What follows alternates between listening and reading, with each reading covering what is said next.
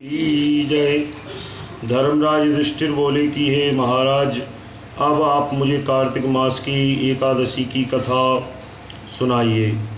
इस एकादशी का नाम क्या है तथा इसके करने से कौन सा फल मिलता है, सो विस्तार पूर्वक कहिए। भगवान कृष्ण बोले कि हे राजन, कार्तिक मास की एकादशी का नाम रमा है। इसके व्रत से समस्त पाप नष्ट हो जाते हैं। इसकी कथा इस प्रकार है। प्राचीन काल में मुचकुंद नाम का एक राजा राज करता था। उसके इंद्र, ब्रह्मा, इंद्र, वरुण, कुबेर, विभीषण आदि मित्र थे। वह सत्यवादी तथा विष्णु भक्त था। उसका राज्य बिल्कुल निष्कंटक था। उसकी एक उत्तम चंद्रभागा नाम की लड़की उत्पन्न हुई। उसने उस लड़की का विवाह राजा चंद्रसेन के पुत्र साभान के साथ किया। एक समय जबकि वह अपनी ससुराल में था, तभी एक एकादशी पड़ी। चंद्रभागा सोचने लगी, अब एकादशी समीप ही आ गई है, परंतु मेरा पति बड़ा कमज़ोर है, इसलिए यह व्रत नहीं कर सकता।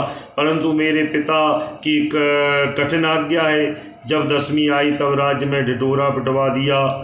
सुनकर शोभन अपनी पत्नी के पास गया। बोला, हे प्रिय, तुम मुझे कुछ उपाय बताओ, क्योंकि मैं व्रत करूँगा तो मैं मर जाऊँगा। इस पर चंद्रभागा बोली, हे प्राणनाथ, मेरे पिताजी के राज्य में एकादशी के दिन कोई भी भोजन नहीं कर सकता है। यहाँ तक कि हाथी, घोड़ा, ऊँट, पशु आदि भी तृण, अन्न, जल आदि ग्रहण नहीं करते।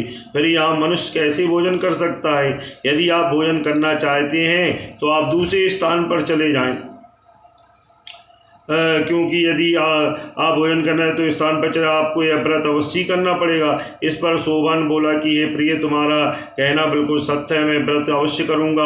भाग्य में जो लिखा है वह होकर ही रहेगा। ऐसा विचार करके उसने एकादशी का व्रत किया और वह भूख और प्यास से अत्यंत व्याकुल होने लगा। सूर्य भगवान भी अस्त हो गए और जागरण के लिए रात्रि आई। वह रात्रि शोभन को दुख देने वाली थी।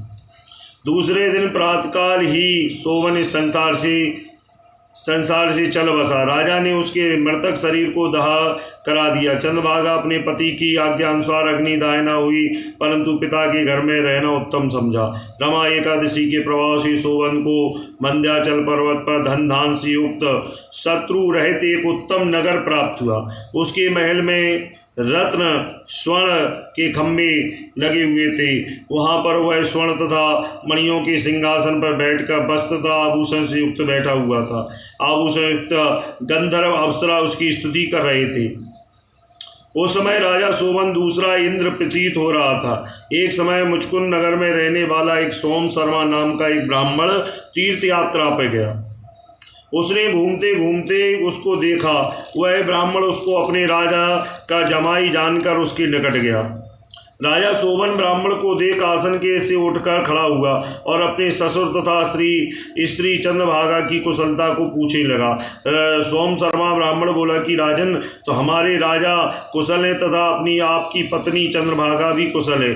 अब आप अपना वृत्तांत बताइए। मुझे यह बड़ा आश्चर्य है कि इस विचित्र और सुंदर नगर, जिसकी ना तो मैंने कभी सुना है ना कभी देखा है, आपको किस प्रकार प्राप्त हुआ। शोभन बोला कि ये देव, यह सब कार्तिक मास की एकादशी, रमा एकादशी के व्रत का प्रभाव, इसी से मुझे यह अनुपम नगर प्राप्त हुआ, परंतु यह अधुर्व है। इस पर ब्राह्मण बोला कि राजन, यह अधुर्व क्यों है और यह ध्रुव किस प्रकार हो सकता है, सो आप मुझे बताइए, मैं आपके कहे अनुसार करूँगा। आप इसमें बिल्कुल भी झूठ ना समझें। शोभन की देव, मैंने अश्रद्धापूर्वक व्रत किया था, इसके प्रभाव से मुझे यह नगर प्राप्त हुआ, इसलिए मैं इसे अधुर्व मानता हूँ। यदि तुम इस वृत्तांत को राजा मुचकुंद की पुत्री चंद्रभागा से कहोगे तो उसको ध्रुव बना सकती है। ब्राह्मण ने आकर चंद्रभागा से समस्त वृत्तांत पर कहा। इस पर राजकन्या चंद्रभागा बोले, ब्राह्मण देव, आप क्या यह सब वृत्तांत प्रत्यक्ष देख कर आए हैं या अपने स्वप्न कह रहे हैं? इस पर ब्राह्मण बोला कि हे पुत्री, मैंने तेरे पति शोभन तथा उसके नगर को प्रत्यक्ष देखा, परंतु वह नगर ध्रुव है। तू कोई ऐसा उपाय कर जिससे कि वह ध्रुव हो जाए। इस पर चंद्रभागा बोली, महाराज आप मुझे उस नगर में ले चलिए, मैं अपने पति को देखना चाहती हूँ। मैं अपने व्रत के प्रभाव से उस नगर को ध्रुव बनाऊंगी। चंद्रभागा के वचनों को सुनकर वह ब्राह्मण उसको मंद्याचल पर्वत के पास वामदेव के आश्रम ले गया। वामदेव ऋषि ने उसकी कथा सुनकर चंद्रभागा को मंत्रों से अभिषेक किया। चंद्रभागा मंत्रों तथा व्रत के प्रभाव से दिव्य देह धारण करके पति के पास गई। शोभन ने अपनी स्त्री चंद्रभागा को देखकर प्रसन्नतापूर्वक उससे वाम अंग में बैठाया। चंद्रभागा बोली कि हे प्राणनाथ, अब आप मेरे पुण्य को सुनिए। जब मैं अपने पिता के गृह में 8 वर्ष की थी, तब से ही मैं सावित्री एकादशी व्रत कर रही हूँ। उन्हीं व्रतों के प्रभाव से आपका नगर ध्रुव हो जाएगा और समस्त कर्मों से युक्त होकर प्रलय के अंत तक रहेगा। चंद्रभागा दिव्य रूप धारण करके तथा दिव्य अलंकारों से सजकर अपने पति के साथ आनंद पूर्वक रहने लगी और शोभन उसके साथ आनंद पूर्वक रहने लगा। हे राजन, यह मैंने रमा एकादशी का महत्व कहा। जो मनुष्य रमा एकादशी के व्रत को करते उनके समस्त ब्रह्म हत्या आदि के पाप नष्ट हो जाते। जो मनुष्य रमा एकादशी का महत्व सुनते हैं वह अंत समय विष्णु लोक को जाते हैं। बोले विष्णु भगवान की जय। जय जय श्री